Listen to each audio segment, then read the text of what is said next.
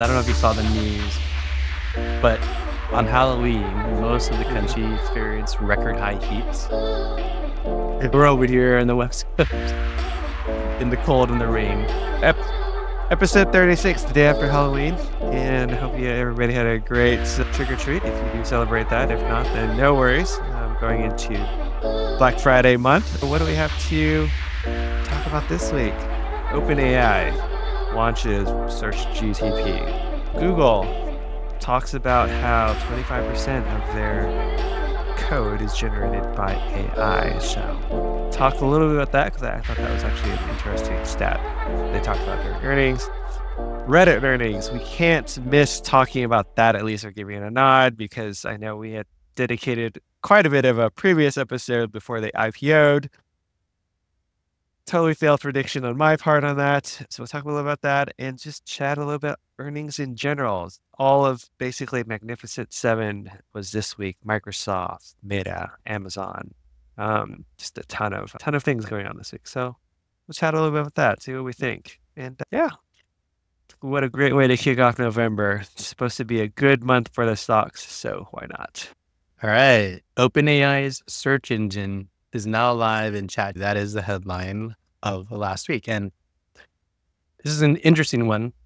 We did an episode, what was it, maybe 2 months ago, following OpenAI's demo day of their ChatGPT feature set, where they had some wow moments within that demo. Fast forward to now, everyone that did that demo is not at the company anymore, including Nira, which is interesting. But the long-awaited search engine integration into ChatGPT was launched last week, and I actually had access to this because I am a paid ChatGPT subscriber.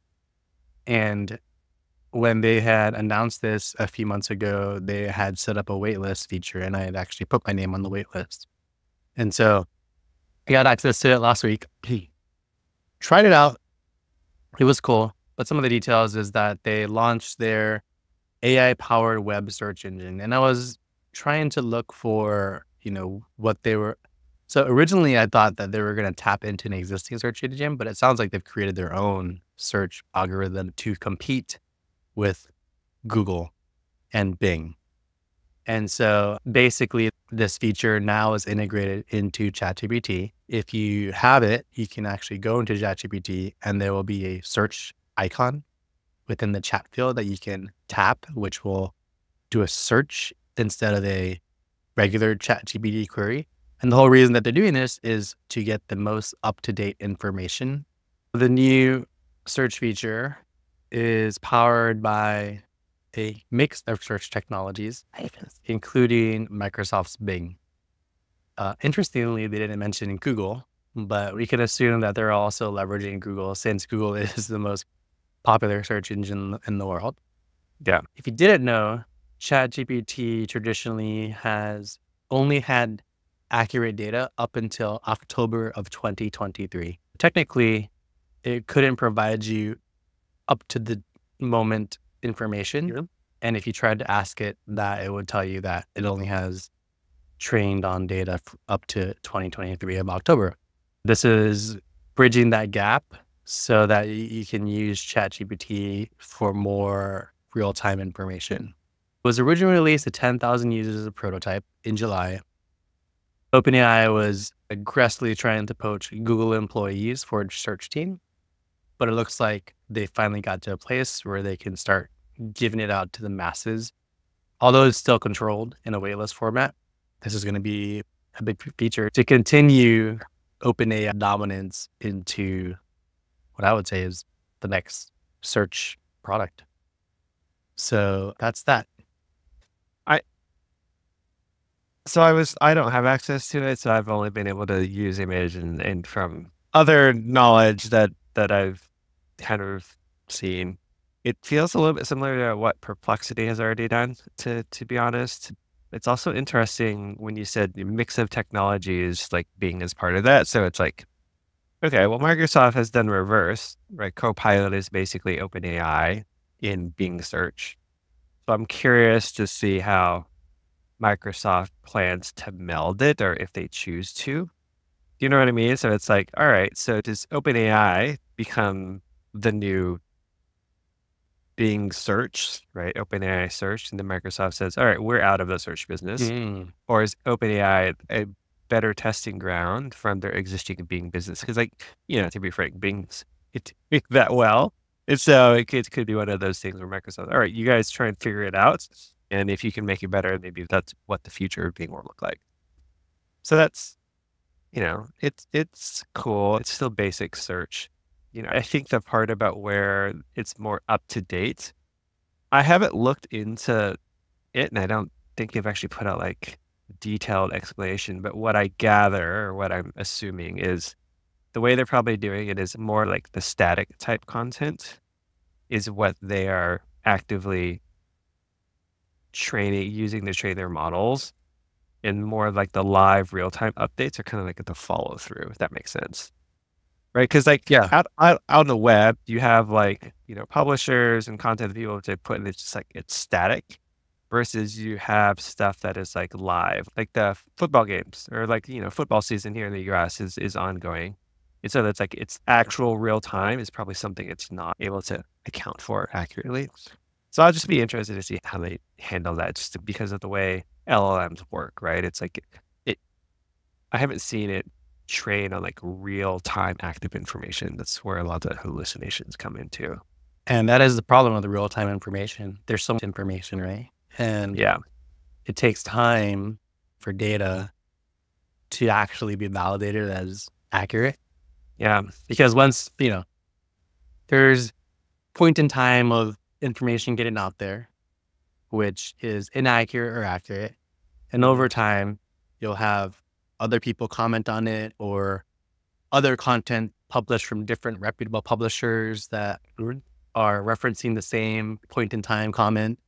And so all of that just increases how truthful the statement is. And I think that's part of why it's going to take a long time for these LLMs and these models to actually be able to confidently return something to you in real time. Yeah. Because it's hard. There's so many people delivering misinformation out there that you don't want to say something wrong, right? Yeah.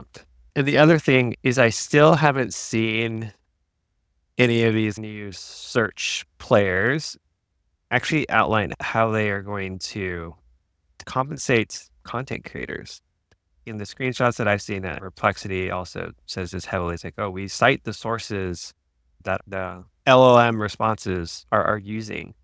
But if you look at the way they've presented it, it's like they've surfaced so much of the information within those summaries, it almost makes it pointless to go to the actual sources unless you really, really want to deep dive into the nitty-gritty, which I'm going to assume most people aren't going to do. And so I've noticed recently, like on CNN, every other article now, it's like, I guess they're launching their subscription, become like paywall, but like every other article, it's like subscription now. And I'm almost wondering, are these AI search providers, because they're not fully addressing it quickly enough, just not doing it, and publishers are in fear, accelerating the push for these paywalls to be put up, at least across the major publishers.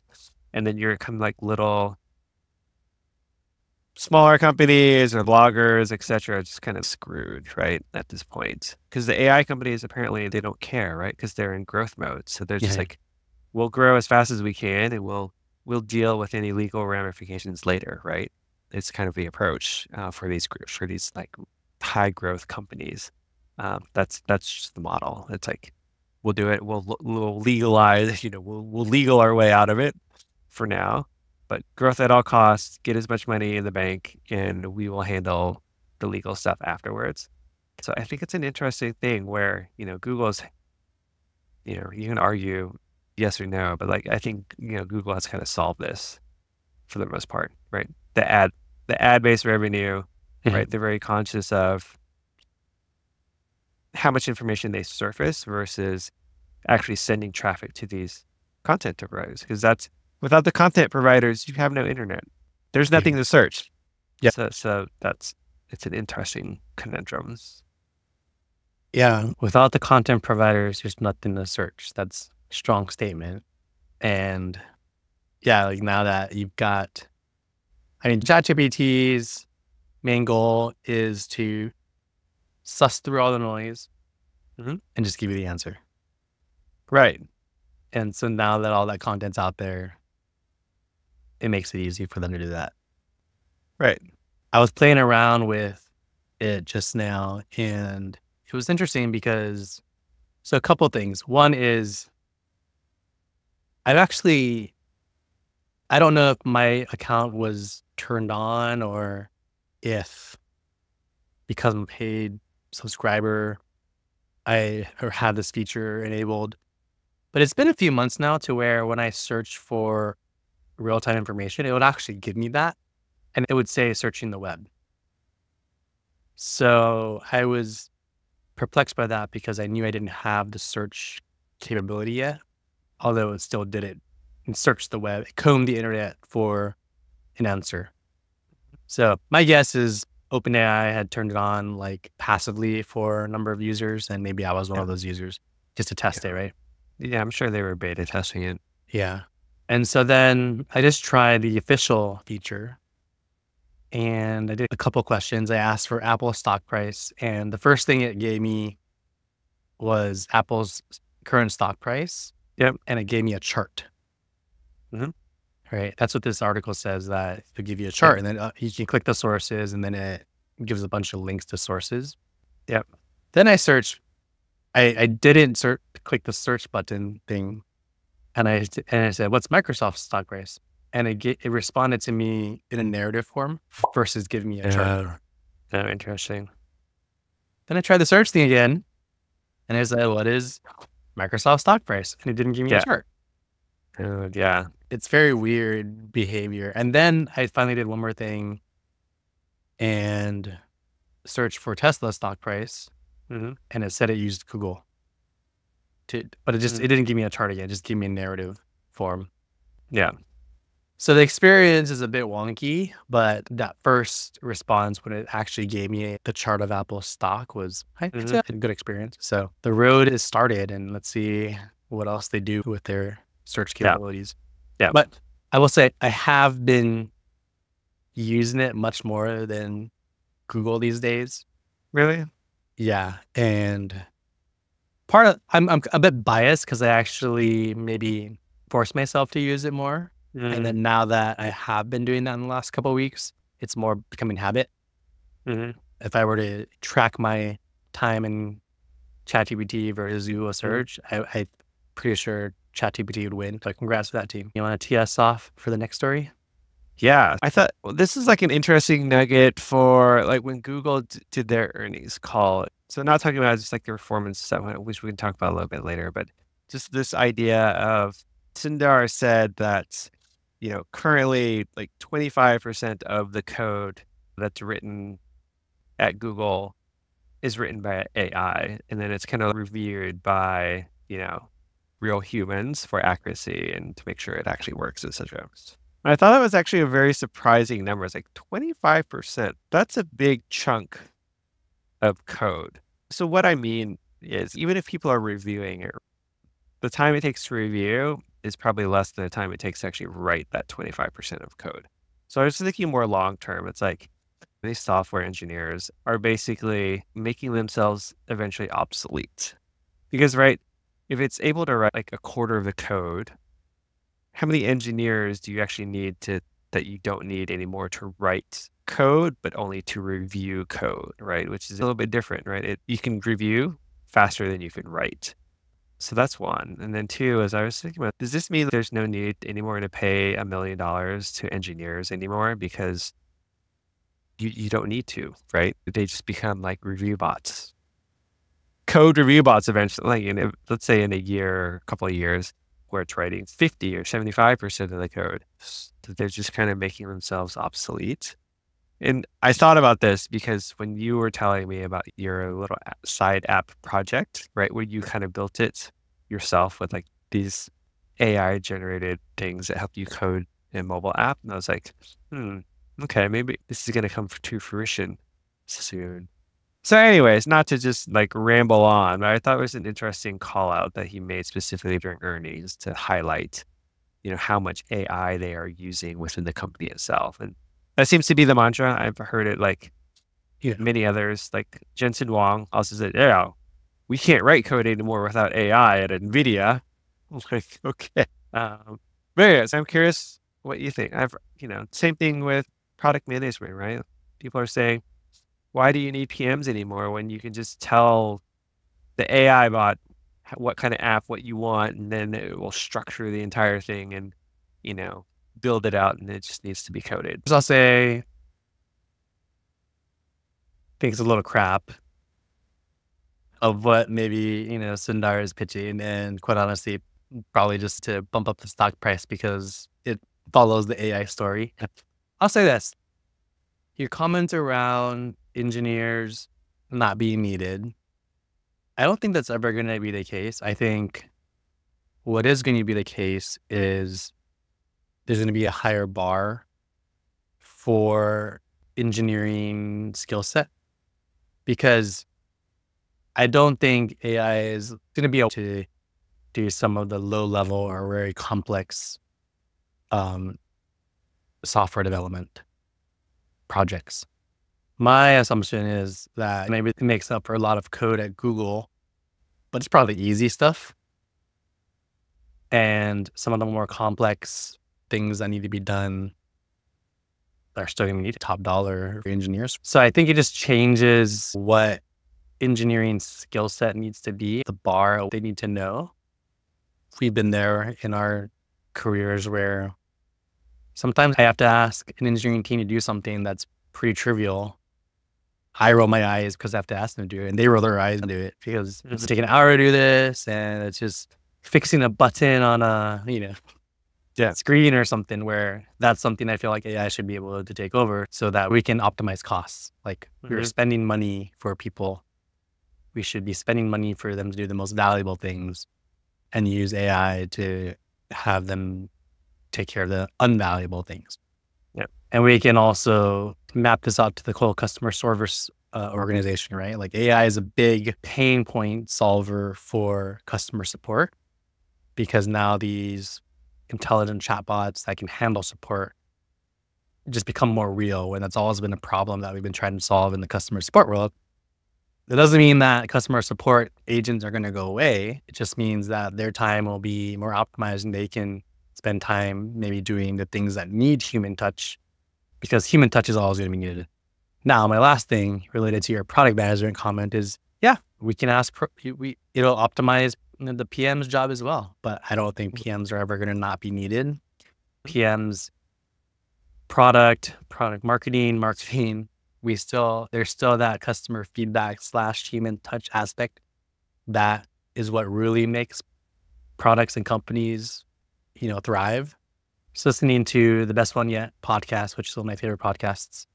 And one of the takeaways from one of the episodes this week was sometimes like your gut is the strongest thing over any data or any robotic response that could come out to play. And the reason why they brought that up is because they were talking about Nerds and the Nerds Clusters candy. Have you ever had that? Yeah. So the Nerds Clusters candy is one of the best-selling candies for the Nerds brand. But they did a bunch of data analysis, research, and the research told them not to launch it. But the CEO and other people on the executive team's gut told them that they should because of the way it tasted. Yeah. AI is never going to be able to solve something like that. So, okay, that was my kind of like little bit of a rant too on it. I think the reason why I started out so strongly where I thought it was a little bit crap is because I think Sundar is in the hot seat. Google is at the bottom of the thing right now, and they're trying to figure out how to crawl out of this trench that they're in. Yeah, they're grasping at straws, and I think he's just saying it so that Wall Street says, "Ooh, they said AI." Like, that's my thoughts. Yeah, we shall see. I'm going to coin that term. I don't know if you want to talk about you being there, but you were there. Like, yeah, I mean, it was AI. I don't think so. I think I don't think, this is not a secret. I think everybody knows, like a lot of like there's a lot of proprietary things that only like work in Google, like what's the tools and stuff they use are pretty much like Google only things, right? And so, I mean, possibly, but like, I don't think it's like, AI does all the work. Like some of the tools, yes, might incorporate some aspects of AI. Like, here's a call, here's a function like to do this, and it'll automatically insert it. It's like saying, if you're using like Google Docs and it's auto correcting you, like, or giving you a suggestion, I guess technically that's partially AI, but it's not actually writing the entire thing for you. I think you touched upon this. It's like whether AI is solely used for like common things, like stuff that already exists and it's just fixing things, versus will it ever get to a place where it can come up with novel solutions, right? I think, to me, that's the gap. I'm curious how quickly it will fill, because like the novel is, to me, like what potentially human engineers, to what you were saying, like with high skill sets, are able to do. Because, right, AI, it can only do, well, this is the thing. It's like, does AI have the capability to reason at that level where it can come up with novel solutions, versus just regurgitating, kind of piecemealing existing stuff that it knows together, which you could argue that's what novel is what you're doing, taking past experience to come up with, something new. So to me, I think, again, we'll see. There's Yeah. an Apple research paper that says these current batch of LLMs can't reason. I don't know if you saw that or not. So that's why I'm curious. Anyways, not to sidetrack too much, but yeah, 25, that's a big number, Sundar. I mean, Google writes a lot of code, so It's 25% is a big number. Yeah. Not sexy code. Yeah. Let's move on to Reddit. Yeah. So Reddit, if you look back at we had an episode where we talked about Reddit's IPO, and I was like, yeah, I think this stock is totally gonna not do well. And I've been completely wrong. So Reddit has gone past all-time highs. It traded up to like 120 this week, which is insane. It's like 25% gain. But yeah, so During this week, I know. Yes, exactly. like 300 to 400% gain since IPO. Yeah. If we had to just reverse ourselves, maybe we'd be doing podcasts for full time. But anyways, yeah. So Reddit had stellar numbers. They haven't been profitable for like over 20 years, but now their first time they've made a profit in the black from a loss previously. And yeah, so they're growing daily active users. They're expanding into more markets. When I say expanding, meaning they're allowing users to be able to translate posts now, which I've always thought was Reddit as like a very English centric, but now I guess with AI, they're able to do like real-time translations. So I think they're expanding to like 5 other languages, like French. I remember French being one of those. But anyways, so potential there for Reddit to grow seems exponential as they expand beyond one language, a majority language. But yeah, and their advertising revenues seem to be on point. And of course, what started this all off is their AI data licensing with these AI hyperscalers to use Reddit data. So anyways, yeah, it's just like all around, like, man, I'm tempted to FOMO at this point, but Don't do it. so tempted. But it's very interesting. Yeah. Oh, yeah. Spanish, Portuguese, Italian, and German are the other languages. I knew that. I didn't realize that Reddit didn't. I mean, I think the use case there, if you can clarify for me, if I type something in English, either as a user or Reddit automatically can translate that to a different language. Whereas maybe in the past, how it worked is I type in English and it's in English. Mm-hmm. However, like someone who speaks French and maybe types in French would just type in French and then it wouldn't get translated to English, right? But now it's like a capability that automatically translates it. Yes. Yeah. I think users are able to translate posts. Users who are the readers or the posters? The readers are able to translate posts. Yeah. It's like, It's I don't want to miscomment. It sounds like we both don't know really what's going on with it, but yeah, let's just 'cause it we're not says talking about it. yeah, because it says Reddit can translate posts into 8 different languages. So it's like if I am in like the French Reddit, right, and it's all in French, I just click translate to English and it'll translate to English. But see, that's why if when you explain it like that, it sounds like not something that would make the stock because like browsers already have auto translate. Do they? If I go to the site and my Google browser, Oh yeah, that's right. It does pop up. so So why is it such a big yeah, deal? let's not talk about. Let's not talk about it. I mean, I only mentioned it because they called it I out know. specifically as a growth thing. So Yeah, no, I know they did call it out, but I don't think we know enough about how it actually works to. it's literally a translate button.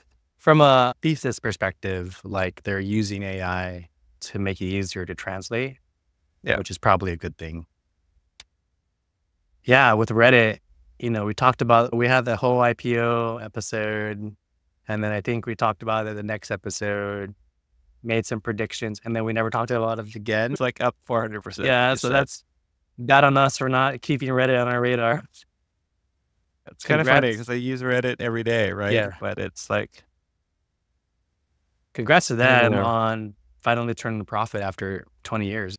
That's crazy. I'm actually looking into Reddit ads right now myself to advertise our mobile app. And yeah, I think the reason why we are choosing that as a channel is because we know there's a lot of people within our demographic and our segment that we're trying to target in Reddit. And so we'll see how it does. Well, let's close it off then with other earnings comments as we're talking about Reddit and the explosion that they had last week. Last week was a bit hit or miss. Like, yeah, it felt like it, right? yeah, I mean, I think the overall narrative is all of the earnings, especially for the big tech companies, were very positive. However, some companies, even on positive news and positive forecasts, still got sold. Yeah. Some companies got bought. So, Yeah. I think it's more like election influence. People are trying to position themselves for the election, which is causing things to be a bit wonky. Yeah. Expectations were high too. So this is a very high bar. So like what? So Google, Amazon were kind of, I'll call them the winners, right? Apple. And people keep talking about Apple AI. Have you downloaded the new 18.1? Well, actually, never mind. It doesn't matter because you need a 15 Pro Yeah. Max to be able to take advantage of it. I have a I 14.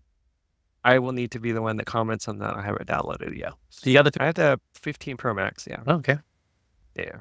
Yeah. So that'll be up to me. And maybe I'll download and see if there's anything special about it. But yeah, so Apple was kind of flat. Everybody keeps talking about this upgrade super cycle. It was like the past 2 or 3 iPhones now. People are like, oh, it's going to be the super cycle. I'm like, maybe there is no super cycle.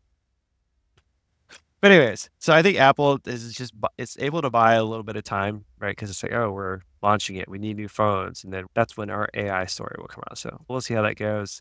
Amazon, as I said, I say the best performer this week, almost hitting that 200. And then Meta had good earnings. Okay, I'm going to talk about Meta because I'm still all in on Zuck and team. Meta actually had pretty solid earnings, which it was down earlier. Well, I guess it was down by like what 2-3%, so not too bad. I might pick some up. Add more. But Meta had pretty solid earnings, so I think expectation was just really high.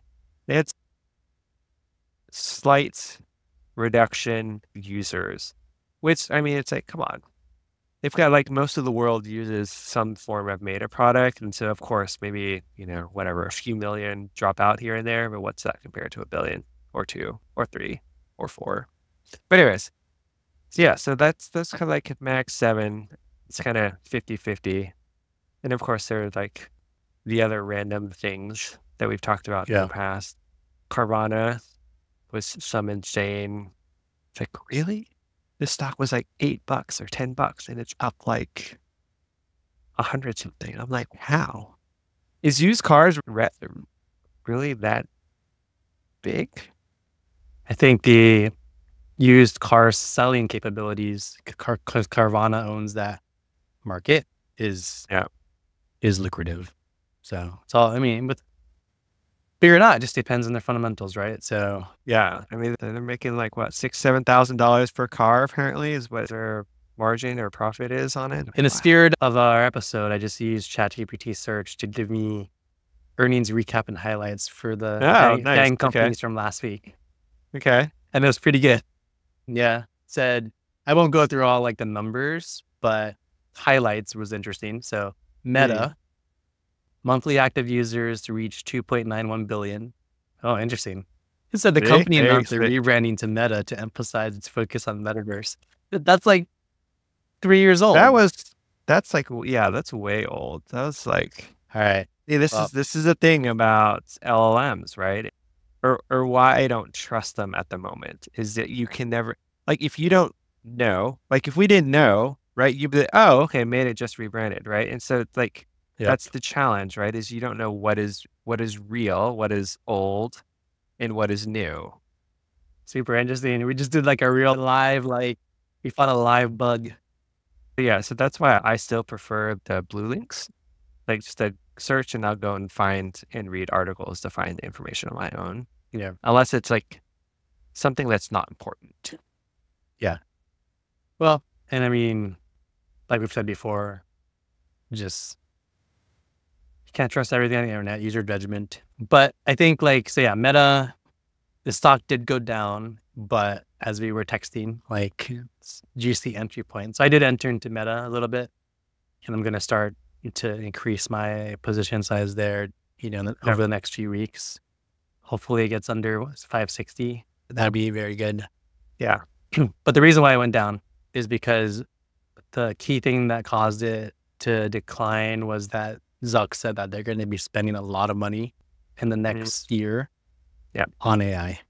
And so, there's whenever a company spends so much money, it affects their bottom line. Yeah. Yeah, that's concerning. Ready to buy the dip. Yeah. I mean, it's like when he went all in metaverse, right? It went down to 90. And now look where it's at. Because people are like, oh, Zuck was a genius. He's actually kind of front run the AI spend because he's been able to kind of like pivot, right? All that spend into their AI work. Yeah. Apple, you talked about it, but they're not doing too well from an optics perspective. There's also reports of a lot of people returning the iPhone 16. Yeah. It's funny because, we talked about the new button, and I think I mentioned, I was like, that looks horrible to me because I'm just going to accidentally press it all the time. And that's what I've heard. Like people are getting tripped up by that new button. It's causing problems. Amazon, I think for them, it's, we're going into the holiday season here. So people are going to be spending on Amazon. And then we talked about Google earlier. I think they're just, they did pop though after their earnings, right? They did. Yeah. Oh, I was watching CNBC and I think this commentator made an actually interesting comment that I think I kind of agree with. They were reviewing like the Mag 7 and they were just kind of like spitballing like, what do you think about Amazon? What do you think about Meta? And she said something very interesting about, or he said something very interesting about Google was that, the problem with Google is that they just kind of, context. What set Amazon apart is when they talked about it, they were actually saying like how they were going to generate revenue based off their AI spend, right? With Google, it's more of like, you don't know what they're going to do. Like they're not very business savvy in that they just kind of spend money and then eventually try to make it work into revenue. And I thought that was an interesting critique when he said, yeah, Google, they're just not very good business people. Yeah. Right. It's like, they just have so much cash. They just kind of like throw things out there and then eventually, they might find something that works, but it's like it's not what they think about from the outset, which I thought was an interesting contrast with how they portrayed Amazon. But anyways, just random side note, things you hear as people talk about earnings. Yeah. Well, I think after next week, the market will be a little bit clearer. because the election's coming up, right? And I'm guessing like Monday will be a negative day. People are just probably positioning themselves, selling things in case, the market crashes. Who knows what can happen on Tuesday? And people are getting prepared for that. Market wants clarity. But I would say, it's not financial advice. This is just my opinion. And I would say, like, buy the dips. Dips are coming and buy the dips. Last week, or was this last week or a couple of weeks when we talked about DJT? It's like, oh yeah, I should call. And it flips. I was like, it played out exactly like it. I was just like, I just can't be bothered. I was actually looking at DJT and like, I think it went up like 100% in the last month. Even it was just like the past couple of weeks. Yeah. Literally when we talked about it, the following week, it went up from like 20 something to like 50 something. Yeah. And by the end of this week, it's back down to like 30 something. Yeah. I don't know if you follow how much you follow like the betting odds and polls. So like betting odds are favoring Trump. So people are betting on Trump. Yeah. But we don't have to go into the demographic and people who are risk takers and bettors. Yeah. Probably also Trump followers. But then the polls are like neck and neck. Yeah. At the end of the day, you never know. We'll see. All we can say is go out and vote. Did you vote, Tony? Yeah. I voted too. Good man. Yeah. Who knows? All right. Well, good episode.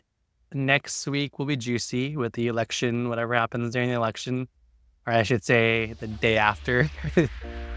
And all I can say is I hope Trump keeps his sanity with whatever does happen. Yeah. But good luck to both candidates. Yeah. Episode 36 in the wraps. We'll talk next week. See you later.